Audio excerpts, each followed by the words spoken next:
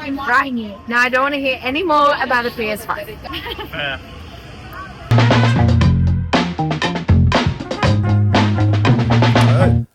Morning, everyone. Welcome to another edition of Axon Not Going Live with a Q&A. Welcome back, yeah. You wonder what I was going to say I then, didn't you? know where you're going to go. No.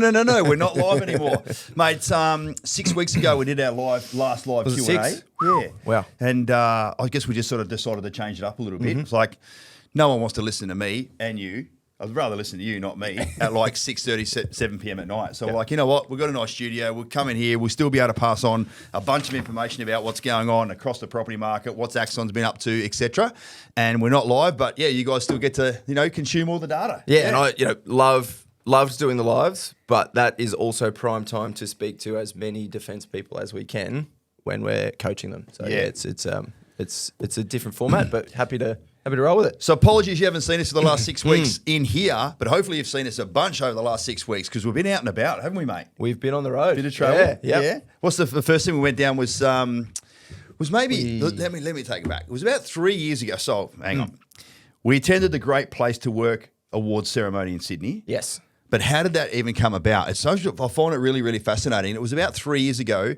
Tamara and Ange did a visualization activity, and they both independently wrote on their little screen saying, "I would love to be able to be voted one day as a great place to work." I'm like, is there even such a thing? But okay, no worries. Girls, go your hardest from a visualization perspective.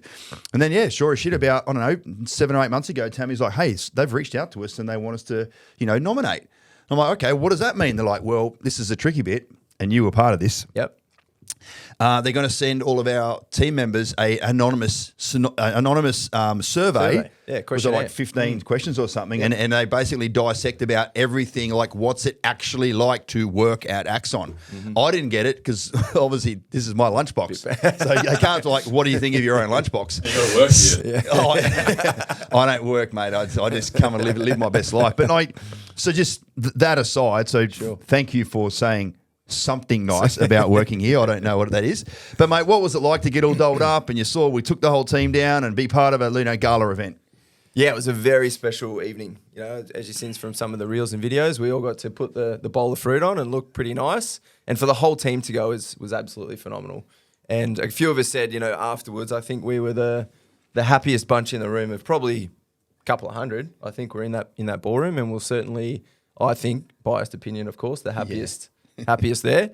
But it was a really special evening for Axon. And as you've probably seen in the videos, we came away with 4th in our category. So in our micro category. Yeah. Mate, there was the big categories like people that have 1,000 employees or more. I think the biggest one was it was one of the hotels, wasn't it? It was Marriott or Hilton or something. One, the big one. That's thousands and thousands of people. Yeah. So, just in case you're wondering, we ain't going to get that big ever. No. Fuck, imagine that. HR would be interesting. Yeah.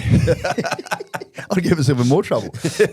What else we've done over the last little while is that we went down to Melbourne. Yep. Caught up with a bunch of clients down there, which was bloody awesome. Annual client meetup down there. Yeah. And then we also went and caught up with some people in Newcastle that we've actually missed for the last couple of years. Yeah. They're like, what about Newcastle? You come and see us. Yeah. And I guess the really unique thing about Newcastle was there was one client there that are just starting their journey with us. Which is excited about his land is about to register. But all the other clients have all built 2, 3, 4 houses with us, and I've known for like 3, 4, 5 years. Yeah, so it was really special to me. And I know you were living in Newcastle when we first met, serving at Willietown. But it was really special to me to go and meet some people that I literally have known for many years, done dozens of Zoom calls, and met them and shook their hand for the first time, said g'day to their kids, all that stuff. It was a bit of a rapid fire sort of touch and go for you. It was Sydney, back into Goldie for a bit, and then down to Newey. Really special. How I like it. Yeah, I do miss Newcastle. It's a beautiful place, and I said to the guys that went down, enjoy it. It's a really special part of the world. Yeah, and it was nice to see that when we were putting out some requests on client meetups, there was a tinge in Newcastle that said, "Hey, don't forget us. We're still here." Yeah, and as we kind of put the feelers out, there was actually a lot of people down there that were very keen to see us. So it was it looks like it was a really good night down there at the Queen's Wharf Brewery, my old stomping ground back in the day. Yeah. Yep. I think I saw a bloody an etch in the toilet with your name on it somewhere. Ryan Lewis, phone number. Call this. For a good time. Mate, we mentioned Melbourne before, and I'm sure all of you are aware that the HMAS Axon has done a big pivot down to Melbourne now. Yep. There's no HMAS Axon. I just call it that. Just work with me. I know someone's going to get pissed off about that, but just have a laugh. Fuck. But we've had a bunch of houses that are just finished being built, and there's about 50 or 60 others that are in the build right now. Yeah, we've been going down there quite frequently. I'm actually on a plane next week to go back down there again, and then you're going to come down there with me in November. We're going to get back down. So it's a great opportunity to just basically jump on a plane and just keep going down there and just seeing the builds and meeting with the builders and make sure the quality's there and do a little bloody video for everyone. And I nearly went tits up on one of those videos, didn't I, mate? So, See everyone. oh shit! So you'll see more of us out and about with the Melbourne stuff. And I'm sure you've had some feedback already with the clients you've coached. You're like, oh, where do you want to buy? They're like, I guess we're buying in Melbourne. Because that's where you guys are talking about at the moment. For sure. Yeah, it's good that we've got that regular drumbeat now of going down there, obviously because we're based on the Gold Coast. But yeah, I was speaking to new clients, and when we do the initial coaching, they're all already going, whereabouts in Melbourne? Because they know, based off the information, based off our content, that's an area of focus for us. This year particularly. Well, the bottom line is if you're operating at the sub 750 price point, and that's your cap, nothing exists in Southeast Queensland virtually for 750. Or Newcastle. Or certainly not Newcastle. Yeah. But so it's great to go back to a global city. Mate, one of the other things I'm really, really proud of that we've been able to announce also is that James has been a property specialist for the last 5 years. He's ticked over his 5-year anniversary. But we asked him a few months ago, and we had a deep level chat for a couple of weeks about whether he'd be suitable to come upstream and work with you and I in the coaching lane. And then you've sort of primarily trained him, over that last little period. But what's it like to have another person in the coaching lane? And how do you think he's going to go over the next couple of years? I think it's been thankfully for me, it's been a relatively easier learning curve for him because he's part of the furniture here. He's been doing Axon for 5 years, and it's felt like a fairly seamless transition. It's a different role, and there are things that you've got to learn, and James is really taking that on board, and it's awesome to see him flourish in a completely new environment. I've loved that the feedback is provided, talking to clients about process and risk and location and finding the property and helping get all the way through to land settlement. That's effectively the steps that he was undertaking. He's like, we're having completely different conversations now when someone pops up on the screen like, hey, how you doing? How did you discover Axon? How can we help you? It's a totally different conversation. So even though he's very, very skilled at what he does, like you, ex-Int core operator, but it's a very, very different world to live in here for sure. What about your journey though? When you joined us, there just happened to be a couple of moving deck chairs there at around about the same time. I think you maybe spent a few weeks in the property specialist lane. I'm like, hey Ryan, guess what? You're now a coach. So your learning curve was super steep, wasn't it? Yeah, it certainly was. There wasn't really a property specialist time frame at all. I think that was supposed to be. But I just jumped straight into it, mate. Happy days. Hey, let's it's generally what Axon's been doing for the last couple of weeks. One of the big topics, of course, is the ongoing RBA cuts. Always. Reserve Bank of Australia, which is bloody good. There's been 3 this year. There may be some more to come, maybe a couple of next year. You think about it, the rise of interest rates went all the way up and then it went stagnant at that really high level for 11 or 12 months. And now, thankfully, it's cooled off a little bit. Because guess what? Inflation's now within the target range. So the RBA's like, well, that's where we needed to be. So I guess we fucking should drop some rates. They don't actually speak exactly like that, but you get the picture, right? Maybe they do. Wouldn't it be good to be a fly on the wall in some of those bloody board meetings? Jesus Christ. So, mate, I guess it's just made things a little bit easier for people, us that have all got mortgages already, but certainly those people that are trying to get into the market. For sure. Yeah. I mean, I've been updating a bunch of clients' plans recently, and when they were getting into the market, they were at 7.5 and stuff. And when we update and review their interest rates lately, they're under 6, which is just a good feeling. Massive difference. It's huge. Yeah, for sure. And I'm sure if you haven't, but we've been really monitoring the whole first homeowners granters thing because in the lead up to the end of the financial year, a couple of months ago, there was talk about that was supposed to expire. And then literally I think it was 2 weeks before the end of financial year, we hadn't heard. We're like, oh, I guess it's going to expire. Sorry, if you don't have your bloody stuff in by now, it's going to go from 30 grand to 15 grand here in Queensland. And then literally 48 hours later, which is 10 days before the end of the financial year, nothing like the lastminute.com is there. The balloon went up and we're going to extend it for another 12 months. So that's good. The first homeowners grant stays at 30K here in Queensland. Again, you need to be able to, have the capacity to be able to buy in a market which is 750 and above. Find a property that's under the cap for the first homeowners grant, which we've been banging on about. So that's for a while. that's the tricky bit. They didn't raise the cap, so they've kept the cap at 750. So this is like square peg in the round hole sort of stuff. It's a little tricky. But one of the other thing is the first home guarantee, which is effectively, like in very layman's terms, is that you can buy a house with as little as 5% deposit and not have to pay lender's mortgage insurance. Yeah. Now, when you've got a 95% loan on at least a $750,000 property, you're going to be paying like probably 20 grand in lender's mortgage insurance. So it is a huge thing that that they've maintained that, of course. Yeah. But they have moved the cap on that. Yeah, they've made a couple of changes to it. So originally there were each financial year a number of positions. So there was about 30-odd thousand nationwide. They've since removed that part. So now every first home buyer that is eligible can use the 5% guarantee. That's the first thing they changed. And then the second thing they changed was the value cap. Because that was at 700. Yeah, the that was first low. home, just as a government, get your shit together. 700 just in Queensland. fucking make it the same. Yeah. It's no good having the first home owners grant at 750 and the first home cap at 700. Like, And then they're all different state to state. which as well. goalposts are we Yeah, working yeah. with? So now that what's happened with the cap of the non-LMI guarantee? So the caps have gone up. They do differ state to state and city versus region. So it isn't the same across Australia because markets are different. But they have gone up. So if we're looking at Brisbane or Queensland, it's gone from that 700 up to about $1 million. Yeah, so it's a huge increase. Again, 5% deposit means 95% lending. So you've got to be able to borrow that to start with. But at least you're not hampered by that sort of value cap that was not relevant to the market. Yeah. A little bit off script here, but I know you and I have had a couple of conversations over the last 6 weeks or so about clients like, we built a couple of investment properties, maybe want to now transition to living in our own home. Like, no worries. Of course, everyone should have that feeling. And then when we crunch the numbers and they say goodbye to their DHA residents that say $350 a week, and now even on a $750,000 property per se, now they're paying $1,000 a week on their mortgage. Bill shock. Call it bill shock. Yeah. What's the generic response when people like the intent, then the dynamics of the conversation is then matched with the mechanics of the numbers? Yep. What generally is the response then? I can almost guarantee that everybody goes and their jaws drop. When they pick their jaw up, they're like, Right. no, fuck that. I've been paying $300 a fortnight for the last few years. Yeah.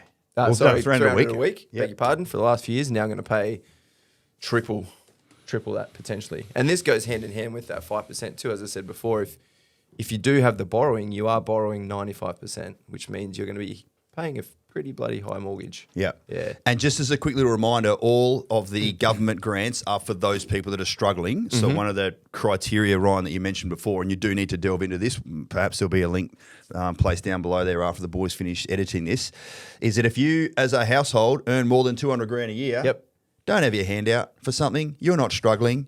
So, yeah, that's definitely one of the caps there. Separate to the price value caps that we're talking about, which the market is continued to move.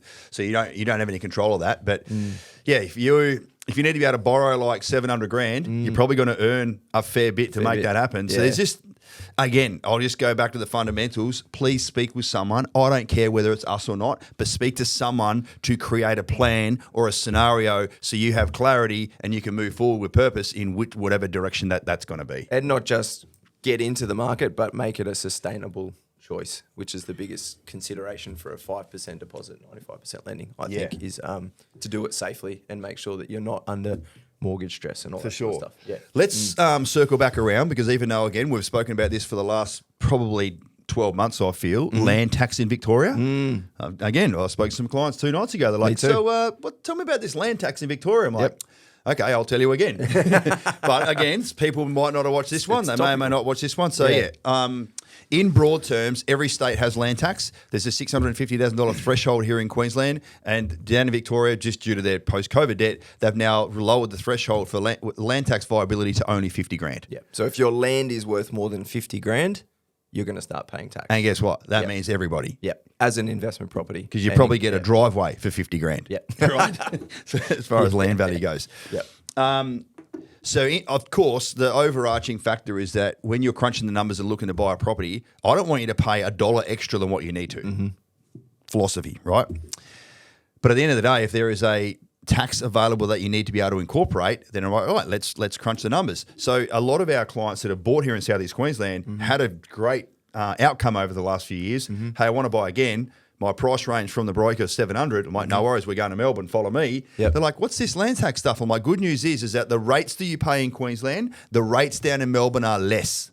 So when you join together the rates and the land tax, it's virtually the same amount that you're giving the government in two separate payments versus one payment up here. Yep. And when I sort of explain it that way, give or take a couple of $100, and prices of sizes and prices of blocks can vary, but philosophically, a few $100 here or there should not be the balance of power or determining factor of buying a $700,000 asset. As we say, it's generally the cost of doing business, and it does become more complex when you're an established property investor and you've got multiple properties potentially in Victoria and properties or no other properties in other states. Might be a time to diversify out of there, but certainly, it's not the balance of power. At the end of the day, it is a couple of grand a year to get into a very strong market historically. A global city that's got long-term projections for population growth and infrastructure spending and all the good stuff that we look at. Indeed, it's just a very topical topic at the moment. Yeah, it's at the forefront of everybody's mind when we speak about Melbourne. And there's another tax that's been recently spoken and introduced, which again a lot of our clients are going, "Hey, have you heard about the new tax?" And if you haven't heard about that one out there, it's a land tax that the Victorian government are introducing on people's own homes. So when you have your own home, you don't pay land tax because it's not an income-producing asset.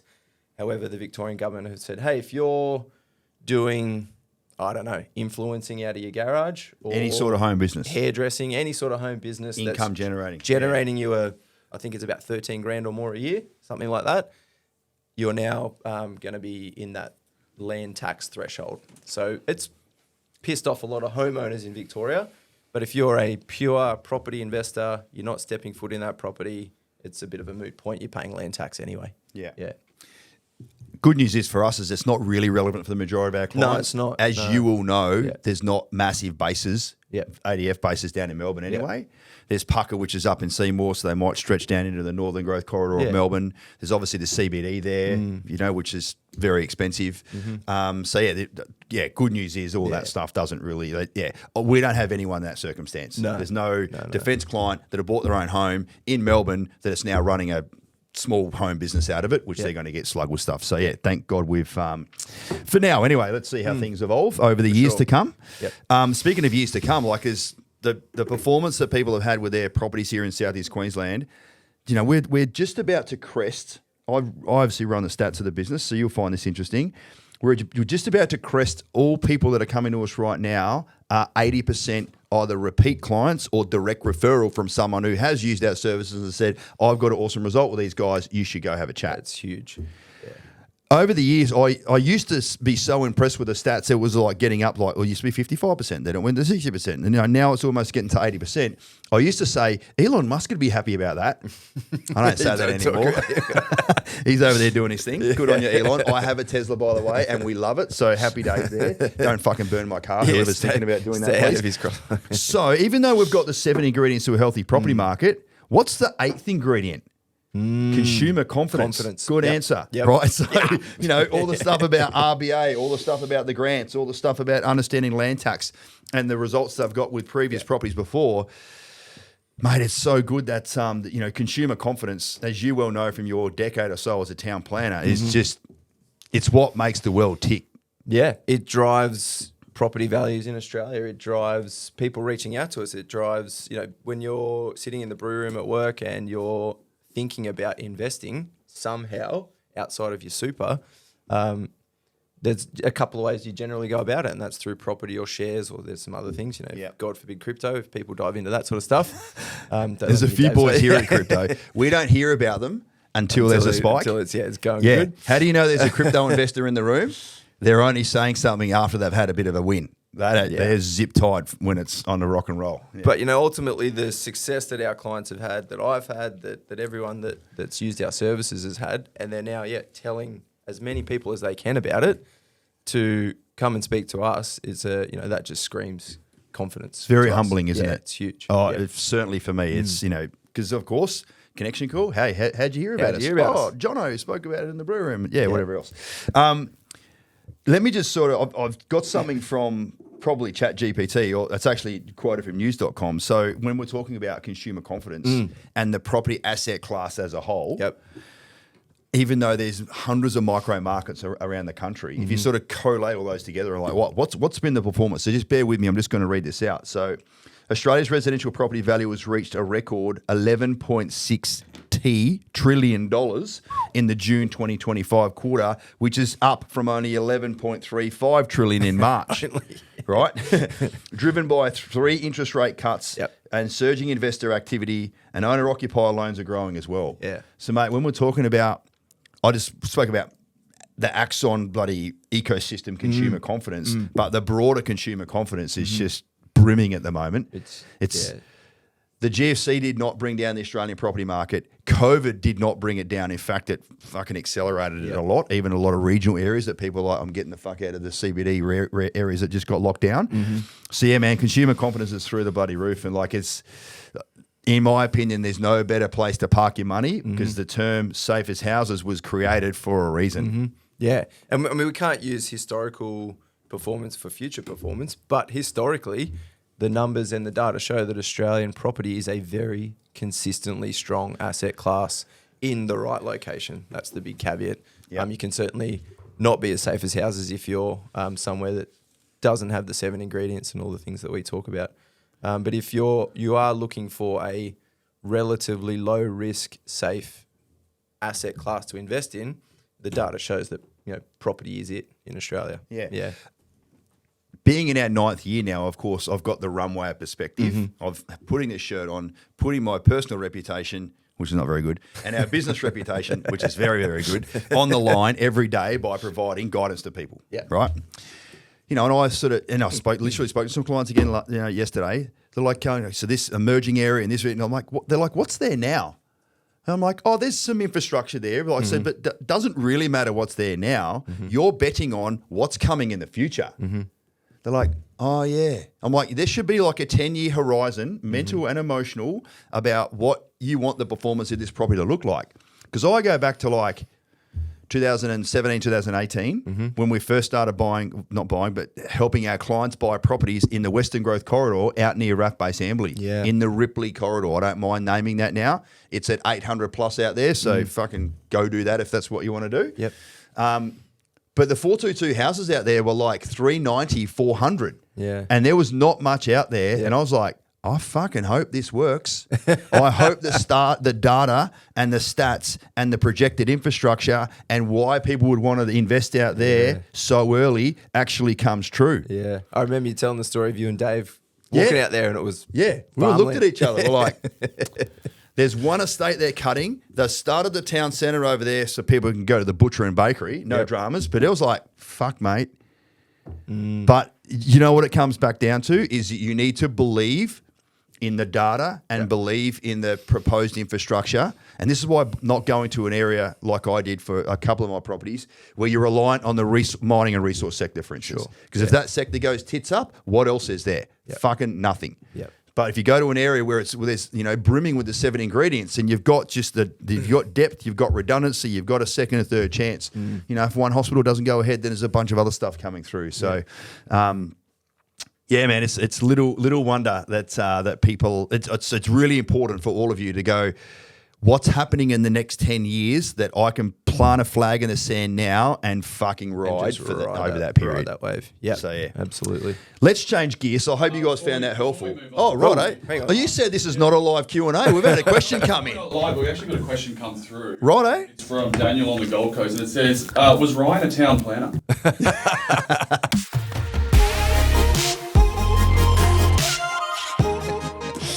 For the record, I didn't bring that up. I did. I love it that you've got a decade of being surrounded and immersed in such a niche area of like what goes into master plan communities, what macro infrastructure needs to be put in place, how do we match what the community needs based on population projections, and that's just my observation of what a town planner does. Sounds better than how I describe it, but that works. You're very humble, mate. You're very humble. If you've seen the show Parks and Rec, go watch that. That'll give you good insight. I just saw that flick up on my left-hand side there. Let's switch gears a bit. Yeah. when we are building about 100 homes at any one time. It was 104 last week. Yep. A couple popped off. Now it's at 94. The girls have got some. So, yeah, there's about 100 homes literally happening as we speak right now. So from a Stories from the Trenches point of view, we're able to now obviously come in here and produce this content and basically let you guys know what's going on with the build process itself. But what that means is that's 100 people that have got through to the end of the coaching and their numbers qualify and they can see the value of using our services and they go and build a home. Mm-hmm. We're coaching more than that on the front end. Yep. You can appreciate it sort of dwindles as we go further down the sausage factory, right? Let's you and I share a couple of stories because we've got 6 of them here and we'll probably spend 3 or 4 minutes on each one. Always got stories. The fucking doozies and the circumstances that people get themselves in whilst in the coaching, I love because they're sitting with us and they want to create a plan. The clarity, planning, strategy, brand guarantee that we provide you at the end of our long-form training there is absolutely there. So, yeah, start us off with the first one. Yeah, and I think before that, the stories is an important part for people to hear because you might be sitting at home going, I don't want to do that. I was thinking about doing something like that, and it might resonate with you as to why maybe not to, or if we share some success stories, you go, hey, I want a piece of that too. Yeah. So, that's why we share them. It's certainly not to, embarrass people, although we won't use names. No names, no pat drills. And if you feel like we're talking about you, I'm sorry. We're not explaining. We're just highlighting. It's just education. Correct. We're passing on your circumstance because sure as shit in a really tight-knit community like the Defence Force, it's very, very likely that someone listening right now is going to relate to that a lot. Absolutely. So, start us off, brother. Righto. So one of the stories that I heard the last few weeks is a young gent I've been coaching now for better part of 2 years. We'll just call him Jay. And Jay is based up in Queensland. Reached out to me in 2023 to put a plan in place. And had multiple opportunities to execute the plan, but for various circumstances we didn't implement at that point. And we were focusing on either investment property or own home, IVO, Amberley. And it got to a point where Jay decided to explore opportunities for his own home already built. So he hopped inside the program. Yep. Got himself started. Yep. Shit with process and risk and research. I actually got numbers worked. Viewed a couple of properties through Damo, and then shifted his line of sight a little bit and decided to go look for his own, do it himself, look for his own home established. And what's our response when people say that? Mate, I genuinely wished him the best. Like I wanted him to find what he was looking for and succeed, and I was very keen to hear how he went. So I asked him to keep me in the loop to see how he went. So we caught up again about a month ago. I was like, mate, how did the house hunting go? Did you find the dream home or dream home for now, to hop in before you post out at Amberley? And long story short, no, he didn't find it. He spent a lot of time looking, and actually got all the way through to the point of putting down a deposit on a property. So he'd spent a couple of weekends with his folks traveling around Brisbane, doing all the inspections, giving his details to the real estate agents, which he's still struggling to get off his back. Oh, they're hounding him now. Yeah, smashing him. Yeah, he's had Good to old real block estate numbers. agent. And, Well done, boys and girls. Fucking keep the reputation going high. Couldn't find anything. Don't let that lead go. Couldn't find anything and was taking a holiday. And while he was on holiday, one of the agents said, mate, have a look at this. This fits the brief. It's perfect for you. Here's the photos. Here's the listing. So he had a look and thought, yeah, that actually looks like it. That fits the brief. And while he was on holidays, pulled the trigger, put down the deposit, used solicitors and stuff, and then got home and decided to go and have a look. So when you say deposit, that would have been a... Did he say the amount of the deposit? No, he didn't. No, he didn't disclose it. Which, right. Yeah, it's fine. But, okay. So still a chunk some of cash. skin in the game. Yeah, some skin in the game that scared the shit out of him, by his own words. Yep. Got back home, actually went and had a look at it, and goods not as advertised online, which is probably a story that if you've been down that path, a lot of people will resonate with, and realised very quickly that he's made a big mistake. It's like the real estate catfish. I just thought of it. There you go. That's it's it. Like, yeah. It's like, anyway, I won't go Yeah, down that photos not as advertised, terrible location. Yeah, just nothing like what he was shown, and realised he needed to get out of that thing as quickly as possible. So he thankfully did, but he, by his own admission, was pretty shook for a while afterwards. So it happened earlier on in the year. Sure. So he took a breather and then, reached out to us and said, Ryan, I'm sorry, I'm back. I ran my own black ops. Thankfully, I'm unscathed. Didn't work. Now I can see the true value of Axon and what you guys do. Being supported, coached, guided. Yep. Yeah. And he used a broker and a solicitor that we'd introduced him to for that activity. And again, he said I would have been up shit creek without them as well, because I would have had to do that sort of stuff on my own. So, Wow. Yeah, that's powerful. Good on you, mate. So what's the next steps with him then? Yeah, he's bull at a gate now. Let's. I want a property yesterday. I was like, slow as smooth, smooth. No worries. Yeah. So he's recovered from that event, and then we're gonna pick up where we left off and find him a property the Axon way. Yeah. Yep. I've got a similar story. Spoke to a wonderful lady down in she's down in Canberra as a warrant officer down there doing a thing. Very, very determined, very well spoken, very straight up, very no bullshit. My type of person. Love. Like, got on really, really well with that. This is the one that told you to hurry up, right? That's the end of my story. Yeah. Punchline, gone. So we're doing the first session, and she was sort of at work, and she was multitasking, whatever else, which I can find, but we were holding steam. I knew that she had complete concentration on what we were doing. And I just had to sort of take a quick pause and just go and grab something and come back and show her. And then I said, I'll just share my screen. I'm like, how's things going? You enjoying this session so far? Like, are you getting something out of actually putting a plan together and getting a bit of a clarity on some stuff? And she's like, actually, can you just hurry up? And I was like, sure. Yes, I can. I said, we've still got another 45 minutes. She goes, mate, I've got 10 minutes. Like, just finish up with the rest of it. And I was like, love it. Okay. So then my rhythm, speed, volume, pitch went into fucking overdrive. I'm like, she goes, I said, all right, okay, mate, this plan's done. She goes, all right, mate, send it through to me. Take it easy. Bye. I was like, I walked out and said, everyone, there was like, what happened there? I'm like, well, that was a first. I've coached a lot of clients over the last 12 years I've been doing this now. Fun fact, 3 weeks ago, 12 years ago, 3 weeks ago was my anniversary that I handed back my ID card. So I've been out for a little while now and been in this sector, even with the other firm and now Axon, for 12 years. So to say that's a first after all that time was quite compelling. But anyway, so we did another session of, she had a chat with Deb, the broker, and it's all gone through. And, Dave's literally going to present a property to her next week.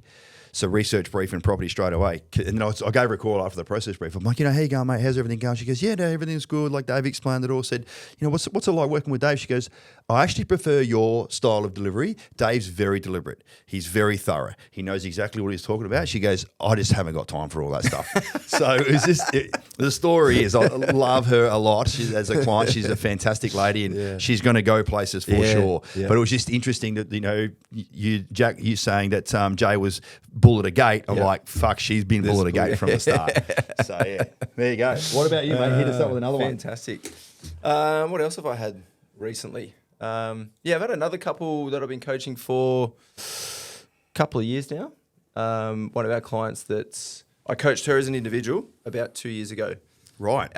She'd bought her own property out west, or over west, I should say, over in Perth. And by her own admission, did that off the back of a Post-it note and reached out to us a couple of years ago and said, that was really stressful. Don't want to do that again. That's right. I remember who you're talking about now. Yeah. Thankfully, fast forward to today, that property has done really well for her, which is what she's going to use in the future. So we went through the coaching, put a plan in place. We put an EOI down on a block in southeast Queensland. It has got a long lead-in time, which is an activity in patience, but it's performing really well just in terms of growth on the land. Yeah, the land's gone up by about 160. And probably the build's another 30 or 40 more by now. So the better part of 200 grand up, and she hasn't started building yet. Yep, hasn't even settled. Yeah, but it has been 12 or so months. It's been a test of patience for sure. Right. But again, not costing her anything. It's just a time activity. However, circumstances and everybody's lives change in a couple of years. She's now got a lovely partner. They're now looking to acquire their own home. They're down in Canberra now. And they're looking at some large land type stuff, which is in the Canberra market, not cheap. Right, yeah. Large land meaning like hobby farm. Yeah, hobby farm type Right. stuff. Yeah. Not like a 800 square metre block. No. You're We're talking like 40 acres, like huge right. type stuff. Okay, right, Yeah. right. Based on their circumstances and what her partner does as well. So they're going to do some home business stuff. So yeah, the plan has evolved. We're still, for her second investment property that she's got on her own, whilst it hasn't settled yet, we're now putting a plan in place for their own home as a joint acquisition and how to achieve that with the two properties she's already got, her partner's circumstances, and what's the right way to go about it. Yeah, so it's been a really interesting journey to go on. Yeah. The main effort's the main effort, right? Mm-hmm. As all of you appreciate from a defence perspective, all actions must be taken towards achieving the main effort. Yep. End of story. Yep. So therefore, all cards must be on the table. Yep. So I think broadly, she say that she's now going to do a little reconfiguration of her portfolio to start working towards that. Yeah, that's essentially the outcome of the COAs that we put together. Is that Perth property that I spoke about performed really well for her, and that has given her the opportunity to restructure and get into the Canberra market. And the part that I love the most about this journey is that the Canberra acquisition for this couple, we're not going to be involved in because it's a established farmhouse somewhere. However, We're definitely not configured for that. however, they still want us to put the plan in place, run through the COAs, make sure it's the right thing, structure the loans the right way, all that goes into Is planning. her for partner property. defence as well? Civvy. Right, Yeah, there you go. Yeah. Yep. So we met the partner a little while ago. And yeah, he's fully on board as well. Yeah, So yeah, so it's a good. really cool story. Yeah, mate. Well, fantastic, mate. It's it just harks back to the fact that you need to having that plan in place, having a baseline of some sort of scenario and structure Yep. that can be evolved and built upon and Yeah. modified over time. It's just phenomenal. Actually, I remember when you came out of the pod maybe last week, you're like, she's fucking awesome, that girl. Yeah. It's a young RAF officer, and she's going to have at the moment two properties, investment properties, although one's waiting for settlement, but with a restructure, an investment property and a big bopping farm somewhere in Canberra. Yeah. Which is really cool. There you go. Yeah. I had a defence couple come through recently as well, and it's almost, I don't know, maybe they're attracted to, or I'm attracted to their type of personality. Double defence couple, double arms corps, very no bullshit. Look out. Very, very focused. They had 3 properties, sold one, got a bunch of cash and a bunch of equity. Yep. And they're like, right, what's going to be the plan? And I said, how do you want Axon to help you on his profile? The first thing you wrote, be my OPSO. I'm like, that's something I am qualified to do. So no worries. So operations officer. So, mate, we've had a cracking coaching series so far. The first 2-hour coaching, which effectively sets the scene, we didn't even get to that point. We spent the first hour just connecting at so many different levels. Yep. James, who was going through a bit of OJT with us then, he's like, I haven't seen you turn into that mode before. I'm like, what mode? He goes, you were full army officer mode. I'm like, well, I was talking to 2 bloody gun-ho maneuver, arms corps officers. He goes, I just haven't seen that side of you before. So it was very natural for me to just flow back into that stuff. But one of the main, not areas of contention, but one of the robust conversations we were having, he's like, look, you've seen my end state where we want to be in like 15 or 20 years, but how do we get there? I want you to provide clarity to me. What are the steps and what is my life going to look like in 10 years' time? Yeah, what's the 10-year? Yeah. I said, all right, well, let me, I'm 52, you're 27. Yep. I've got a couple of more indoor cricket seasons under my belt than you. Let me provide you some Uncle Robbie guidance on this. Would you like that to occur? He goes, yeah, mate, no worries. I said, one thing I can guarantee you is that the way you think about your life as a 27-year-old, and listen in, if you're in your fucking late 20s, take this for what it's worth, right? Sit down, kids. Uncle Robbie's here. I'll get to the kids bit in a minute. Because on their plan, as part of their plan, they want to start a family in about 4 years' time. Sure. No worries. That's it. All good. So I'm like, and they know, let's make hay while the sun shines, double income, no kids, 0 consumer debt, done really well so far. She bought his own property. He had a couple. They fucking Churning very and strong burning. position. Yeah. Let's fucking go sort of thing. All good. He goes, yeah, so what's my life going to look like in 10 years' time? He goes, because we've spoken to another firm and they were able to do some projection modelling and stuff like that. I'm like, that's great. He's a spreadsheet wizard. He's got the spreadsheet, as she calls it. So it's got a name. And it is fucking very impressive. Part of the family, yeah. He sent it, before we'd even coached and we just booked the connection call, he goes, and here's my spreadsheet. I'm like, Beauty, mate. That's bloody very, very impressive indeed. So I said, look, and one thing I can guarantee you, mate, is that your life and the way you think about life is going to be different when you're 37, and I promise you, it's also going to be different by the time you're 47. So I just the way you know, because it's not going to change my end state. I'm still going to live here, and it's interesting. He wants a house on the canals with a pool. She wants 5 acres and horses. Ooh, I'm like, well, they're not aligned anyway, but I'm like, well, just worry about that down the track. You're still going to have an awesome dwelling or whatever your dream home's going to be with your future family. Yep.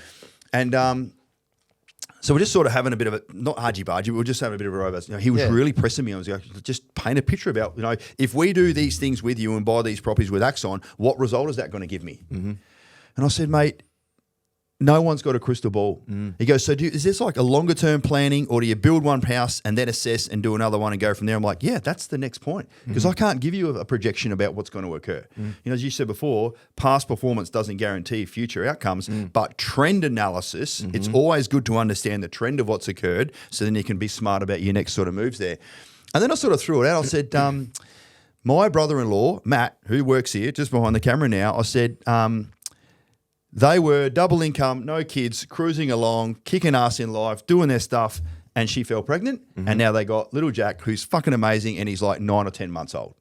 And I said, I cannot tell you how much that has changed their life. And you, with 2 young ones, under 5, thereabouts, can sort of put that forward. And they just had a bit of a smirk on their face. So I said, but here's the thing.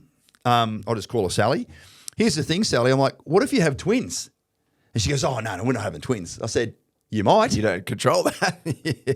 And I said, things are going to change a lot in 4 years' time when you want to start a family. And what if it's a double banger straight up? Yeah. I don't think I said that exactly, but you know what I mean, right? And so we parked that because it was at the end of the session. I said, look, mate, I've got to go. I've got another call. Then we reconnected again after that. I said, you know, how were you guys sort of reflecting on the last part of our chat? They're like, actually, it sort of made a lot of sense. Like, you know, we're very gung-ho. We're trying to, you know, get as much clarity as we can. I'm like, clarity is golden, but we can't forecast too far in the future, because one thing I can guarantee you is that one constant in life is that nothing is constant. And things are going to change, and flexibility is a principle of war for a reason, right? And then she jumped in again. Can't remember what I called her, Sally, whatever. No real names included. And she goes, oh, actually, I was having a chat to some of my workmates, you know, in the office mess. I said, how'd that go? She goes, I told them that we might be having twins. Well, not might be having twins, but we could have twins. And they all scoffed at me. I'm like, well, at least you passed on what, you know, my guidance was to you. So, mate, they're flying through. They're in the process of, you know, going through and understanding where this first property is going to buy. They could do 2 properties at one time, but like, look, we haven't built before with our 3 other properties. We just want to get a bit of a, you know, feel for what that's like. I'm like, not a problem. So there's an element of sequentiality to their plan. But yeah, such fun to be a part of. They are. You know, some people say to me like, do you miss being in the military? I'm like, no. Because I get to talk to people and be who I was sometimes. And that's why I'm like, because I joined as a digger, got out as a 5th-year major. I'm like, so like someone tells me whatever the rank they are, I can relate to them. Yep. We don't have many fucking colonels and brigadiers coming through the door. No dramas. But yeah, that's it's really cool to be able to relate to people at that level. It is. So it's also humbling, I think, to see people that are clearly well-established property investors, intelligent people. You know, we don't just help people that are trying to get into the market for the first time. Agreed. Clearly very established and successful property investors going, hey, this is what we got. We want to keep making the right decisions. We're at a Y junction. Yeah. We need help. Yeah.